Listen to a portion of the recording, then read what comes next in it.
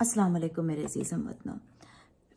पिछले कुछ 8-10 दिन में बहुत बार मैंने सोचा कि मैं आऊँ और आपके साथ बातें करूँ और शेयर करूँ कि मैं ये जो कुछ इतने दिनों में हुआ है पाकिस्तान में उसके बारे में क्या फ़ील कर रही हूँ या मेरा उसके बारे में क्या तासुरात हैं। लेकिन हिम्मत इसलिए नहीं हुई क्योंकि कुछ जज्बात पे काबू रखना, कुछ गम पे, कुछ गुस्से पे काबू रखना वाकई मुश्किल था और उसमें आके एक बैलेंस्ड तरीके से बात करना कुछ मुश्किल था।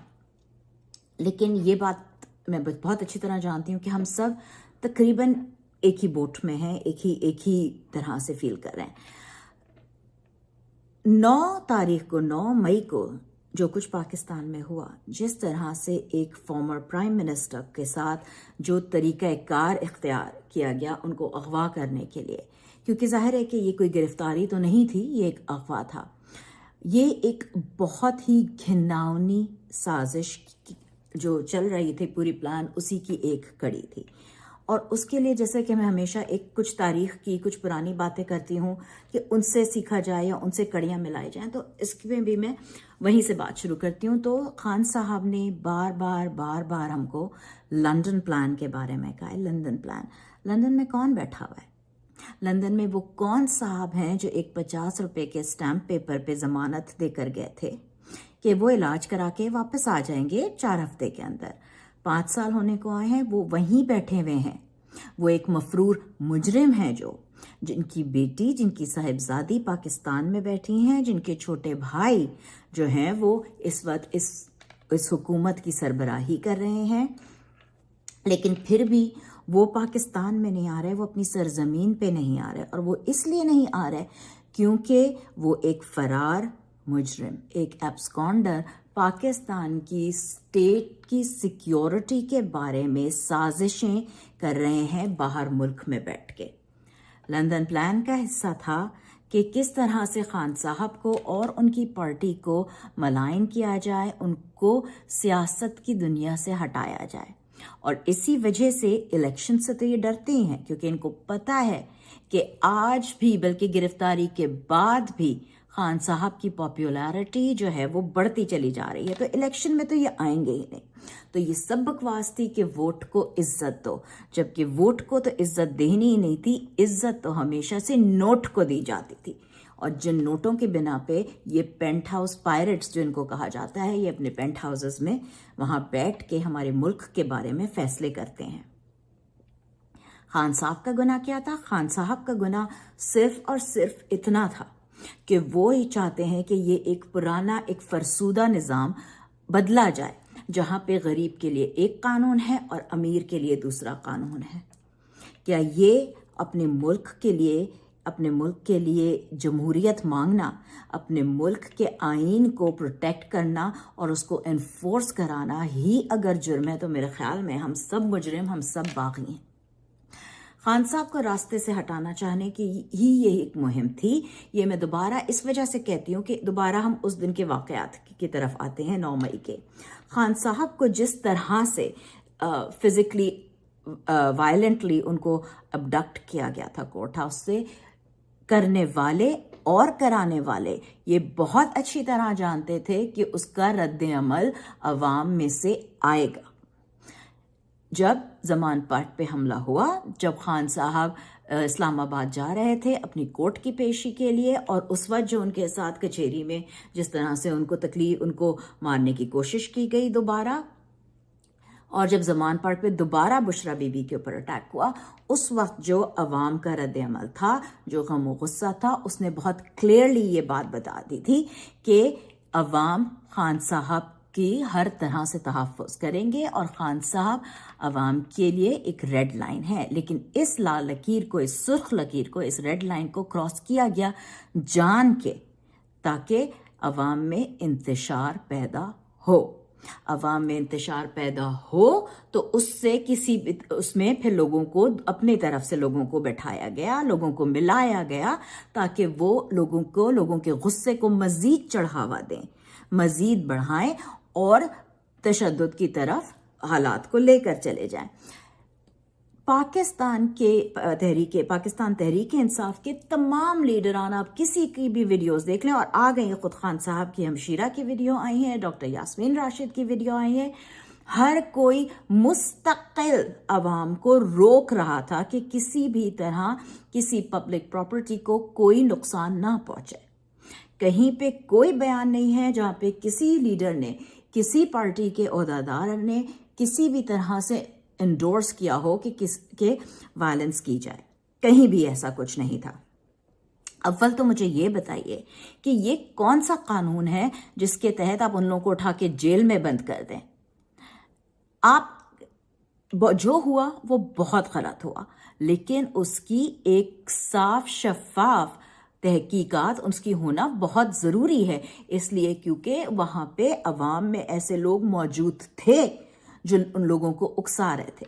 मैं कुछ सबूत आपके सामने पेश कर सकती हूँ, क्योंकि एकदम अब वो ज़माना नहीं रह गया ना। बात यह कि ये वाली जो प्ले बुक है ये बड़ी पुरानी हो गई है, और अब वो ज़माना आ गया है जब हर किसी के हाथ में फ़ोन है, हर किसी के हाथ में कैमरा है, हर इंसान जिसके हाथ में फ़ोन है वो एक रिपोर्टर, एक जर्नलिस्ट बन गया है। वो आपके लिए हर चीज़ को डॉक्यूमेंट कर देता है। सबूत हैं, खान साहब ने भी कहा है और हम भी बार बार कहते हैं कि हमारे पास सबूत हैं कि पार्टी का इस किस्म के इंतशार से कोई ताल्लुक भी नहीं था, और हम बहुत सख्त अल्फाज में उनको कंडेम भी करते हैं। लेकिन ये बताइए कि ये किस कानून में लिखा है कि जब इस तरह के सिविल कोई वायलेंस हो तो मिलिट्री कोर्ट के अंदर उसके बारे में उसकी पेशी हो। ये कहाँ लिखा है कि, लेकिन फिर मैं ये बातें क्यों कर रही हूँ, क्योंकि इस मुल्क का कानून, इस मुल्क के आइन की तो कोई कदर रही नहीं गई है।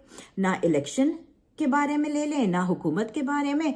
ये भी बात कर लेते हैं कि आज तक पंजाब में और खैबर पख्तूनख्वा में केयर टेकर गवर्नमेंट है कि किस तरह से, जबकि 90 दिन पूरे हो जाने के बाद वो इलेजिटिमेट है, वो गैर कानूनी है। उन लोगों को तो वहाँ पे होना ही नहीं चाहिए, लेकिन वो ना सिर्फ वो वहाँ बैठे हुए हैं, वो वहाँ बैठ के जो है वो कार्रवाइयाँ कर रहे हैं और टीवी पे आके इंटरव्यूज़ दे रहे हैं, जबकि वहाँ पे उनका होना ही गैर कानूनी है। बात दोबारा करते हैं कि हमारे पास सबूत हैं, और बिल्कुल क्लियर बात है। एतजाज एहसन साहब ने, जिनका पीपल्स पार्टी से ताल्लुक है, जो एक महनाज लॉयर हैं, जो हमेशा एक सुलझी हुई बात करते हैं, उन्होंने बिल्कुल क्लियरली अपनी तकरीर में इस बात को कह दिया है कि कोई तरीक़ेकार था ही नहीं कि जिसमें लिबर्टी से लेके 2.5 किलोमीटर दूर पैदल चल के अवाम जो है वो पहुंच गई कोर्ट कमांडर हाउस तक, और वहां पे जो है उनको किसी ने रोका नहीं। वैसे तो 50 लोग मार दिए, गोलियां मार दी उनको, लेकिन उनको किसी ने रोका नहीं, दरवाजे खोल के दे दिए कि अंदर आ जाओ। जबकि वहां पे चेक पोस्ट्स होते हैं, चेक पॉइंट्स होते हैं, वहां पे कोई इंसान अंदर आ ही नहीं सकता है। किधर है? अच्छा, और फिर आप लोगों ने जिन लोगों को इस इंतशार के लिए उठाया, वो कोर्ट के सामने क्यों पेश नहीं हुए? कोई भी जब गिरफ्तारी होती है तो 24 घंटे के अंदर कोर्ट के सामने लाए जाते हैं मुजरिम। किधर है वो मुजरिम? लेकिन एक बार फिर मैं कहती हूँ, ये पाकिस्तानियों, ये बात याद रखो कि इस मुल्क में ना कोई कानून है और ना ही कोई आइन है। इस वक्त नाम हम कुछ भी दे दें, लेकिन जमहूरियत ये नहीं है। और एक दफ़ा फिर अपनी तारीख को याद रखिए। हमारे मुल्क में ये सिलसिला शुरू उस वक्त हुआ था जब हमारे मुल्क का आइन नहीं बनने दिया गया था। उसके बाद सबसे पहली दफ़ा 1965 में जब अयूब खान ने ज़बरदस्ती कायदे आज़म की हमशीरा बानी पाकिस्तान में से एक खातून, हमारे जो मुल्क की इज्जत है, हमारी फातिमा जिन्ना को गद्दार करार दिया गया था, और उसके बाद वो जाके इन्होंने इलेक्शंस को रिग करा था, और वो पहली दफ़ा कॉन्स्टिट्यूशन को सबवर्ट किया था। एक उस पार्टी को लेकर आ गए थे सामने, उस पार्टी को जो कि एक जमहूरियत के हिसाब से, जो कि एक बहुत बड़ी मेजॉरिटी के साथ मुल्क में जीत सकती थी, उस पार्टी को मलाइन करके और मुल्क को तोड़ के 2 टुकड़ों में कर दिया गया था। आज फिर उस तारीख को दोहराया जा रहा है।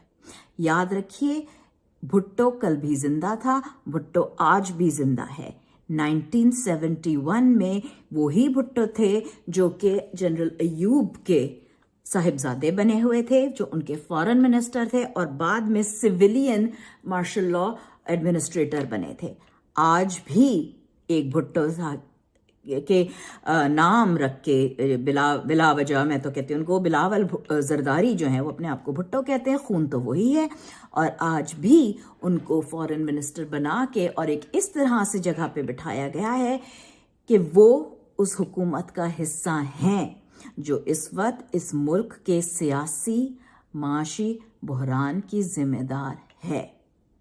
इस मुल्क को आगे बढ़ाने के लिए, इस मुल्क की बका के लिए ये ज़रूरी है कि इस मुल्क के आइन का तहफ़्फ़ुज़ किया जाए, इस मुल्क की कानून का तहफ़्फ़ुज़ किया जाए। और सबसे बड़ी बात ये कि जब ये एक जमहूरियत है, जब ये इस्लामी जमहूरी पाकिस्तान है, तो जमहूर की आवाज़ को नक़ारा खुदा समझा जाए। या अल्लाह हमारे मुल्क की हिफाजत करना, उन बेगुनाहों, उन हज़ारों बेगुनाहों की हिफाजत करना और उनको इंसाफ दिलाना जो इस वक्त बिला वजह सिर्फ एक लंदन में बनाए हुए प्लान की वजह से बहुत ही बुरे हालात में जेलों में बंद हैं। हमारे उन तमाम पॉलिटिकल लीडर्स के ऊपर या अल्लाह रहम करना जिनके ऊपर शदीद प्रेशर हो रहा है, जुल्म और ज़्यादती हो रही है, ताकि वो अपने बिलीव्स को, अपनी पार्टी को छोड़ दें। हमारे मुल्क की बका के लिए हमको लड़ना पड़ेगा।